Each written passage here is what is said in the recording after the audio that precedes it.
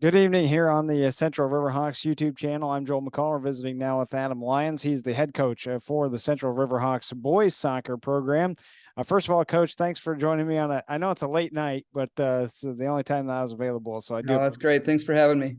Yeah, you're sitting at 8-0-4 are the RiverHawks boys soccer program beat Onalaska 1-0 Tuesday night. Who had the lone goal? And take me through the match a little bit, Coach. Yeah, Landon Larson scored our goal on a assist from Devin Wilkerson. They've kind of been our kind of dynamic attacking duo the majority of the season.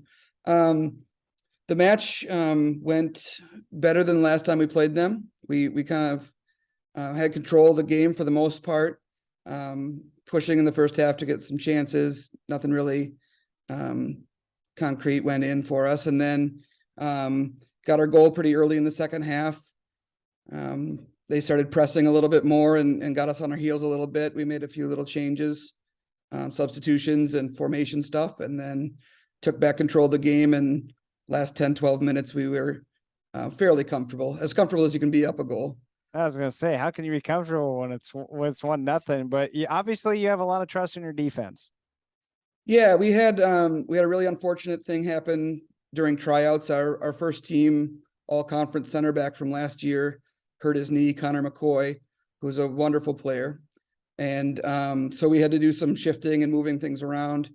And so, the results at the beginning of the year, we gave up some goals. People were figuring out where they were and how to do things. And then, these last 5 games, 5 straight shutouts for us.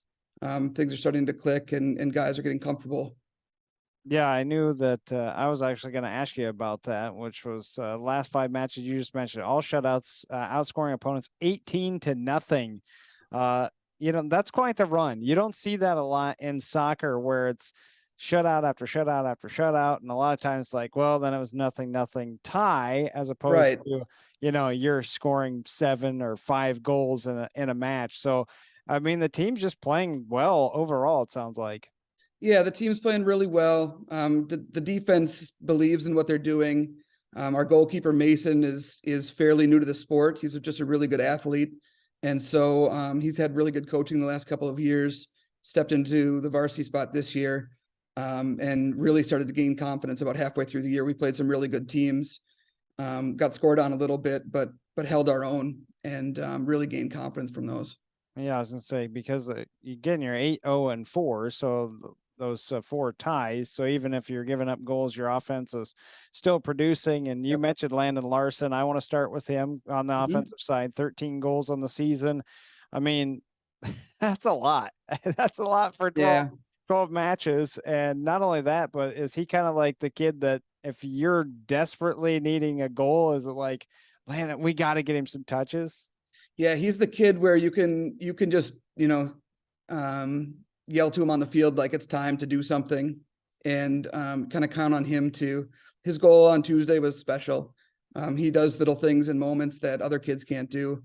And so we kind of rely on him and a couple of our other really talented offensive players to maybe just take over a game in a little moment here or there.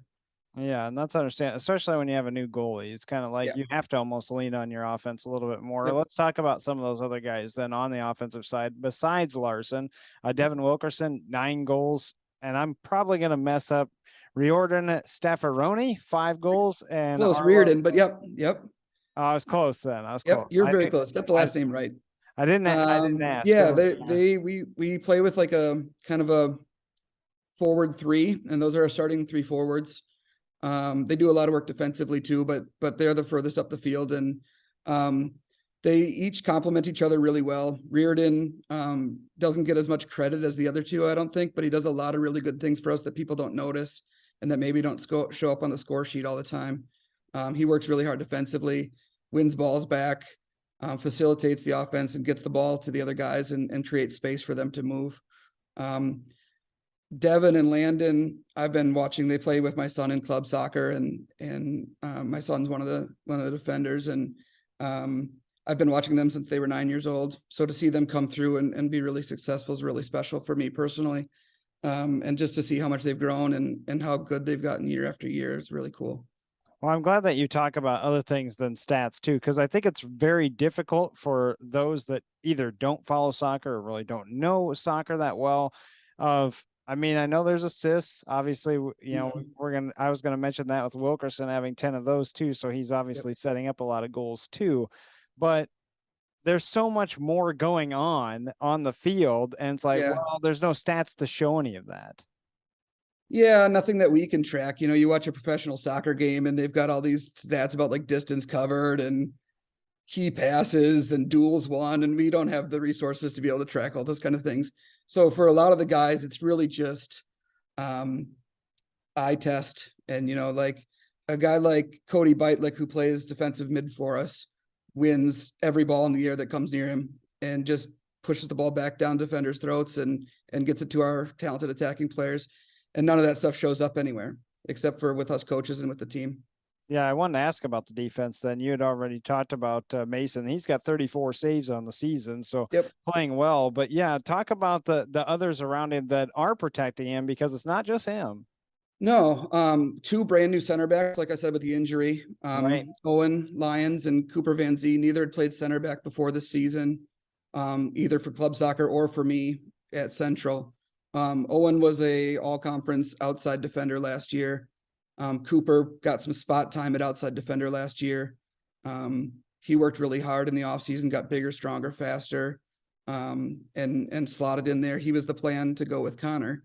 And then Owen is just an extremely smart soccer player, and you could put him anywhere. He does a really good job. So those two together make a really good combination of, their strengths match each other really well. And then Paul Flotmeyer plays outside defender for us. He's a senior who has grown. We joke with him that he looks like a soccer player now. He was just a really good athlete for a really long time, and now he's a really good athlete and a really good soccer player. And then Mason Roth and Litsu Laitong Pao play the other outside back for us, and they do a really good job defensively. A lot of teams play their best players out on the wing on the right side because they're right-footed and they're fast and strong and capable, and they do a really good job of shutting things down out there.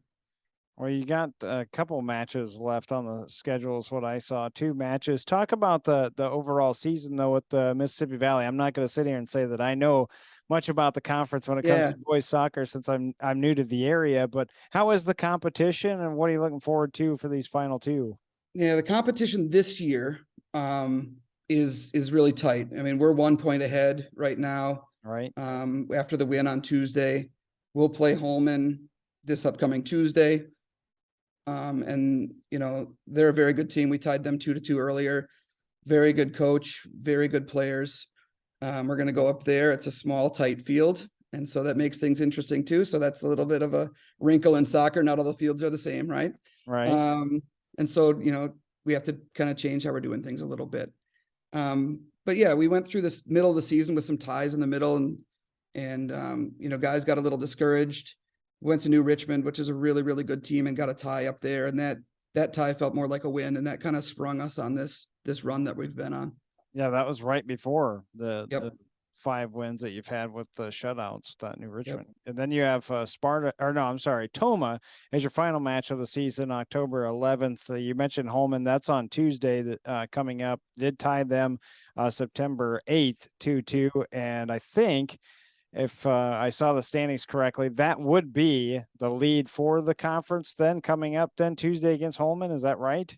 I mean, yeah, fingers crossed we win that game. We've got a chance to clinch conference depending on the other results. But if we win, it puts us in a driver's seat in the last game of the year to get a draw or a win and control our own destiny. So obviously that's the goal on Tuesday, get a win, and then be in the driver's seat and dictate what needs to happen that following Tuesday.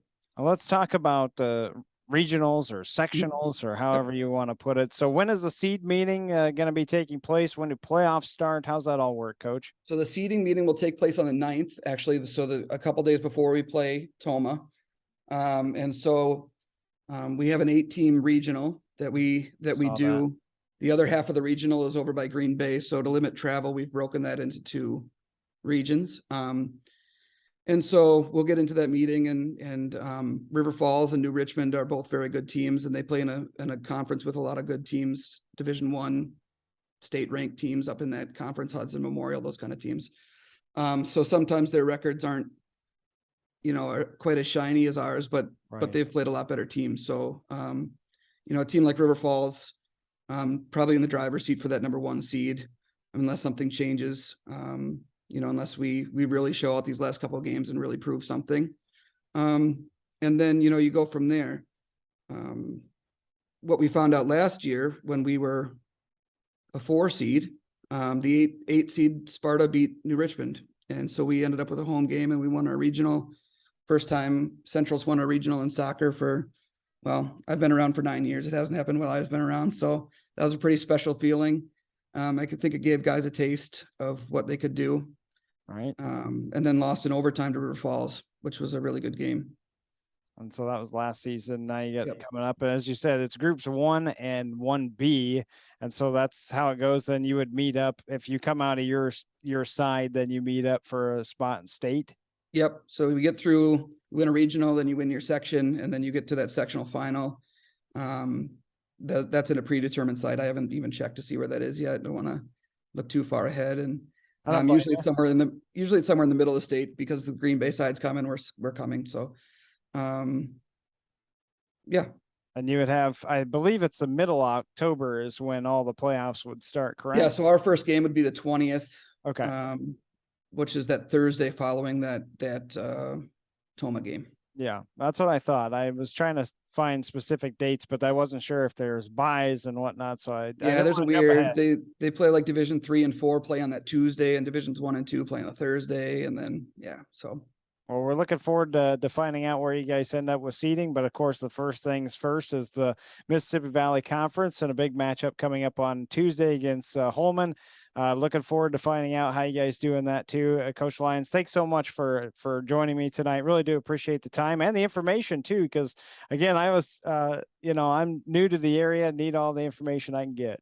No problem. I appreciate your time too, and hopefully get a few wins, and maybe once we get a seeding, we can talk to you again, preview the playoffs. Yes, we can certainly line that up. We'll do it over Zoom again. And again, that's Adam Lyons, and head coach for boys soccer for Central RiverHawks. We do have a broadcast coming up next week. We'll have more volleyball play-by-play coming up on Tuesday. So looking forward to that here on the Central RiverHawks YouTube channel. And don't forget that football coming up on Friday night as well. The other football, American football will be taking place with Holmen and Central. That's coming up on a Friday night. So thank you very much for tuning in here on the Central RiverHawks YouTube channel. For Coach Lyons, I'm Joel McCall. Thank you.